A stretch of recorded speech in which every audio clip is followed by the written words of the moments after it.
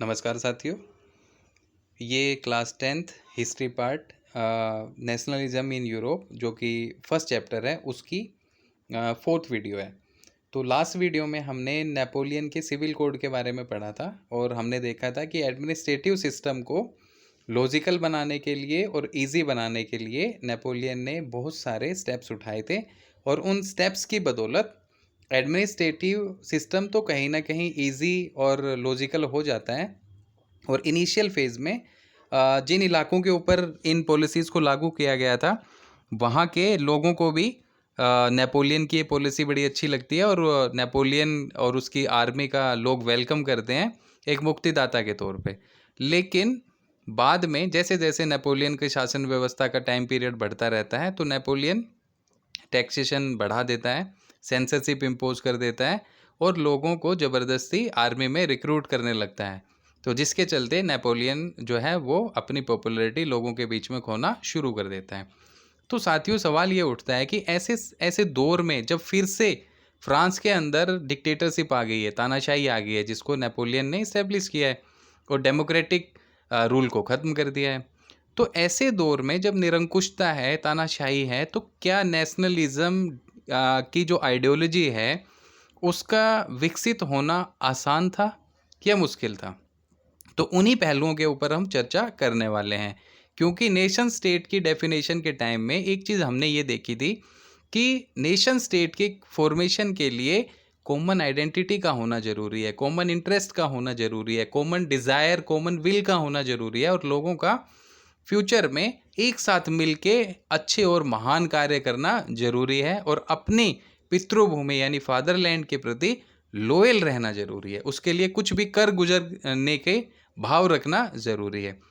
तो क्या 18th century में इस तरीके का माहौल हमें यूरोप में देखने को मिल रहा है कि वहाँ नेशन स्टेट फॉर्म हो पाएंगे?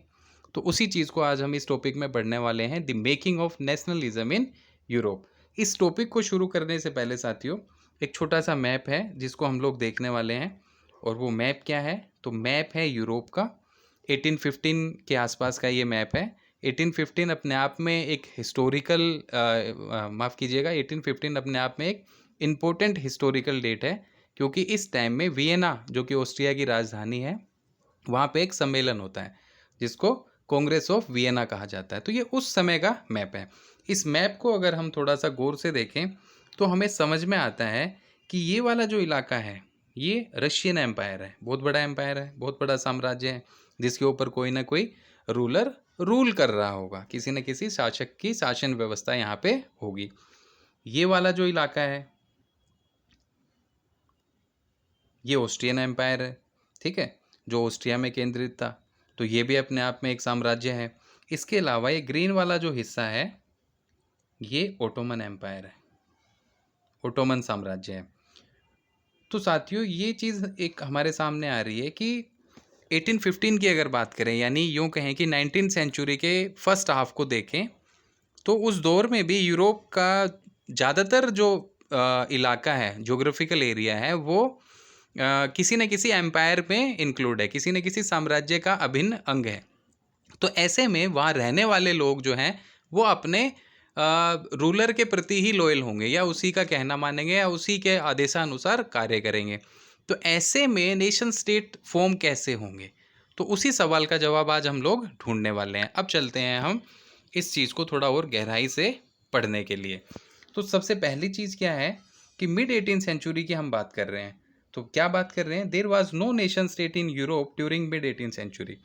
18वीं शताब्दी के मध्य तक, मिड तक यूरोप के अंदर नेशन स्टेट नहीं हुआ करते थे, ठीक है।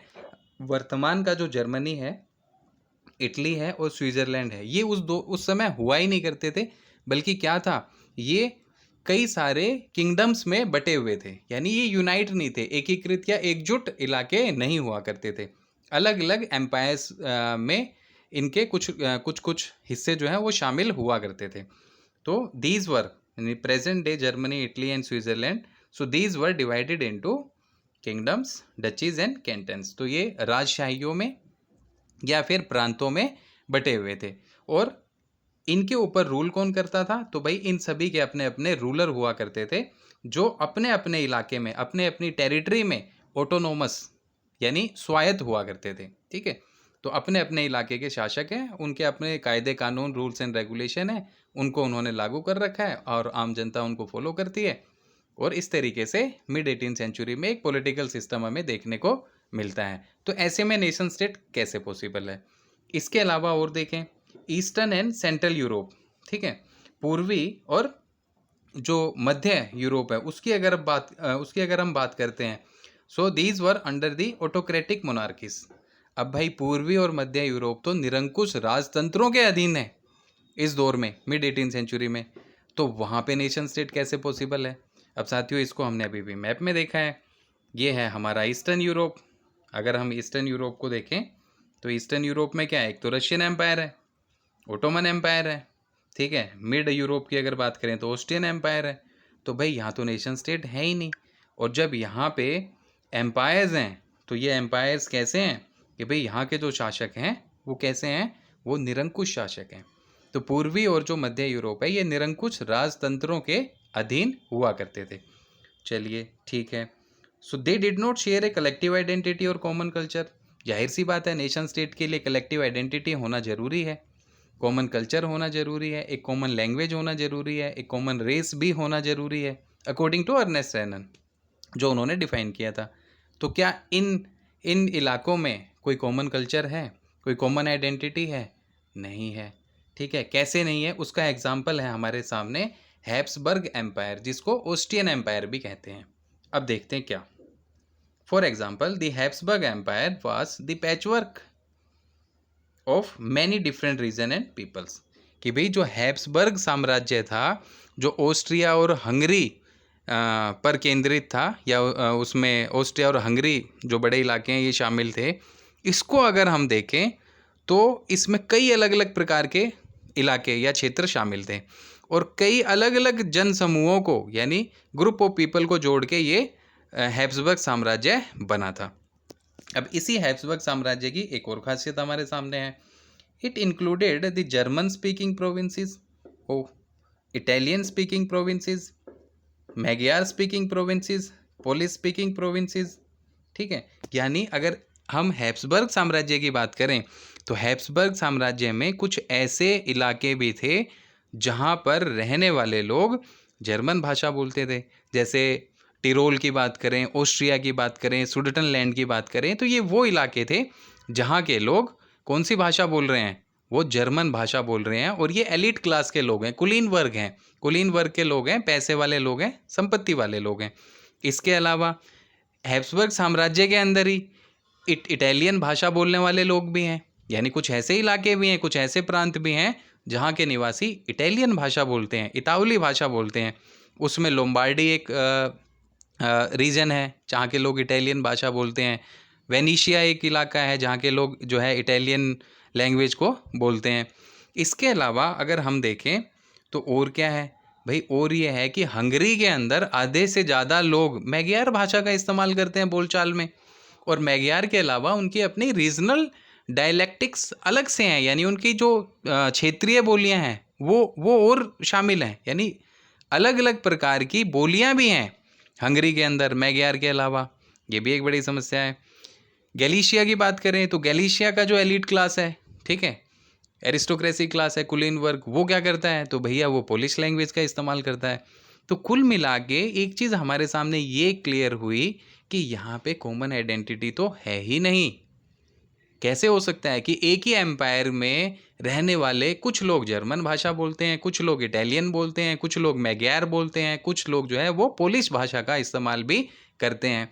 उसी एम्पायर के अंदर कुछ लोग जो हैं वो एलिट क्लास के हैं, कुलीन लोग हैं, जिनके पास पैसा, पावर, सारी चीज़ है। कुछ ऐसे लोग हैं जो खेती करते हैं और जो जो सीमावर्ती इलाके हैं उनमें रहते हैं। कुछ लोग ऐसे हैं जो खेती के क्षेत्र में काम करते हैं लेकिन उनकी स्थिति दासों जैसी है, गुलामों जैसी है। तो वेरिएशन है, डिफरेंसेस बहुत सारे एग्जिस्ट कर रहे हैं हैब्सबर्ग एम्पायर में। तो ऐसे में कॉमन कल्चर की बात करना, कॉमन लैंग्वेज की बात करना, कॉमन आइडेंटिटी की बात करना तो बेफिजूल है। तो ऐसा क्या हुआ कि ये सारे के सारे लोग इतने सारे वेरिएशंस के बाद में भी एक एम्पायर में रह रहे हैं। तो भाई ये एक साम्राज्य में सिर्फ एक ही आधार पे रह रहे हैं। उसके पीछे का जो सबसे बड़ा कारण है वो ये है कि इन लोगों की निष्ठा अपने शासक के प्रति है, अपने सम्राट के प्रति है, बाकी इनको आपस में किसी से कोई मतलब नहीं है। तो साथियों, मेरा सवाल फिर से उठ खड़ा होता है, क्या ऐसे में पॉसिबल है कि यूरोप के अंदर नेशन स्टेट का फॉर्मेशन या क्रिएशन हो जाए? तो उसी सवाल का जवाब हम लोग ढूंढने वाले हैं कि यस पॉसिबल तो है, क्योंकि जर्मनी जो है उसका यूनिफिकेशन होता है, इटली का यूनिफिकेशन होता है, ग्रेट ब्रिटेन का भी यूनिफिकेशन होता है नेशन स्टेट के तौर पे। ये हमारे सामने 3 बेस्ट एग्जांपल हैं जिनको आने वाली वीडियोस में हम कवर करने वाले हैं। तो इसकी लास्ट लाइन को और मैं एक्सप्लेन कर देता हूँ। Such differences did not easily promote a sense of political identity. तो इतने सारे अंतर होने के बाद लोगों के अंदर राजनीतिक एकता को आसानी से बढ़ावा नहीं दिया जा सकता था हैब्सबर्ग एम्पायर में। तो अब हमें ये देखना है कि राष्ट्रवाद और राष्ट्र राज्य का विचार कैसे विकसित होना शुरू होता है यूरोप के अंदर। तो इसके लिए चलते हैं हम नेक्स्ट स्लाइड पे। और नेक्स्ट स्लाइड में हमारा मैप था, मैप को हम फिर से देख लेते हैं। रशियन एम्पायर है एक तरफ, नीचे ओटोमन एम्पायर है, और जिसकी अभी अभी हमने बात की ऑस्ट्रियन एम्पायर, ठीक है, वो भी इसमें शामिल है। चलिए, तो नेक्स्ट वीडियो क्या कहती है? नेक्स्ट वीडियो हमारी माफ़ कीजिएगा, नेक्स्ट स्लाइड हमें उन फैक्टर्स को हमारे सामने रखने वाली है जिन्होंने नेशनलिज्म और the idea of nation state इसको प्रमोट किया, इसको डेवलप किया यूरोप के अंदर। तो साथियों, उन फैक्टर्स को हम डिस्कस कर लेते हैं एक बार, बाद में हर फैक्टर को हम डिटेल में डिस्कस करने वाले हैं। तो पहला फैक्टर क्या है?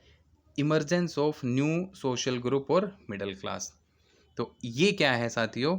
ये है कि यूरोप के अंदर 19वीं सेंचुरी में नए सामाजिक समूहों का उदय होता है या नए मध्यम वर्ग का उदय होता है, जिसने कुछ ऐसा ठोस कदम उठाया जिसकी वजह से यूरोप के अंदर राष्ट्रवाद और राष्ट्र राज्य की जो भावना है, जो विचारधारा है, वो अस्तित्व में आती है। तो इसको हम एक्सप्लेन करेंगे आने वाले टाइम में कि ऐसा क्या है। साथियों, इसका कनेक्शन डायरेक्ट जुड़ता है इंडस्ट्रियलाइजेशन के साथ, उद्योगीकरण के साथ, कि ब्रिटेन के अंदर इंडस्ट्रियलाइजेशन होता है मिड 18वीं सेंचुरी में, के मतलब 18वीं सेंचुरी के सेकेंड हाफ में। और फ्रांस और जर्मनी की बात करें तो वहाँ पे इंडस्ट्रियलाइजेशन होता है 19वीं सेंचुरी में। तो इंडस्ट्रियलाइजेशन का कुछ ऐसा इम्पैक्ट पड़ता है जिसकी वजह से मिडिल क्लास का इमरजेंस होता है, और वो मिडिल क्लास कुछ राइट्स की डिमांड करने लग जाती है, कुछ चेंजेस की डिमांड करने लग जाती है, और उन चेंजेस की वजह से यूरोप के अंदर नेशन स्टेट को क्रिएट करने की जो भावना है वो विकसित होना शुरू हो जाती है। दूसरा फैक्टर क्या है? दूसरा फैक्टर है liberal nationalism and Zollverein. Liberal nationalism यानी उदार राष्ट्रवाद और जोल्वराइन। साथियों, इसको भी हम एक्सप्लेन करेंगे कि ये क्या है। तो लिबरल नेशनलिज्म का कनेक्शन सीधा सीधा जुड़ता है लिबरलिज्म के साथ, उदारवाद के साथ। और उदारवाद का स्पष्ट तौर पे एक मीनिंग होता है फ्री, यानी स्वतंत्र। तो जो लिबरल नेशनलिस्ट हैं, या ये जो पढ़े लिखे क्लास के जो सोशल ग्रुप नया इमर्ज हुआ है, इसमें जो पढ़ा लिखा तबका है, एजुकेटेड क्लास है, वो कुछ ऐसी डिमांड्स करेगी जिन डिमांड्स के चलते इकोनॉमिक स्फेयर में यानी आर्थिक क्षेत्र में और पॉलिटिकल स्फेयर में यानी राजनीतिक क्षेत्र में कुछ बदलाव होंगे, और उन बदलावों के बदौलत राष्ट्रवाद की भावना का विकास होगा। जोल्वराइन की बात करेंगे हम अलग से कि जोल्वराइन क्या है। तो जोल्वराइन एक कस्टम यूनियन था जिसको 1834 में प्रूशिया यानी प्रशा के नेतृत्व में स्थापित किया गया था, और इसने बहुत सारे कस्टम बैरियर्स को, जो सीमा शुल्क अवरोधक थे, उनको खत्म कर दिया था, जिसकी वजह से कैपिटल एंड गुड्स का जो मूवमेंट है, यानी वस्तुओं की आवाजाही और पूंजी का आवागमन, ये आसान हो गया, और जिसके चलते इकोनॉमिक डेवलपमेंट होना शुरू होता है, जिसने कहीं ना कहीं इकोनॉमिक नेशनलिज्म को प्रमोट करने का काम किया। तीसरा फैक्टर हमारे सामने आ जाता है the harsh policy taken by conservative government. Conservative government का इस्टेब्लिशमेंट यूरोप में 1815 के बाद से शुरू हो जाता है, ठीक है। कंजर्वेटिव का मतलब होता है रूढ़िवादी। तो रूढ़िवादी सरकारों की स्थापना होती है 1815 में, और मैंने अभी मैप दिखाया था, उसके ऊपर एक हेडिंग लिखी हुई थी द कांग्रेस ऑफ वियना 1815, और मैंने कहा था कि इसकी इंपॉर्टेंस बताने वाला हूँ।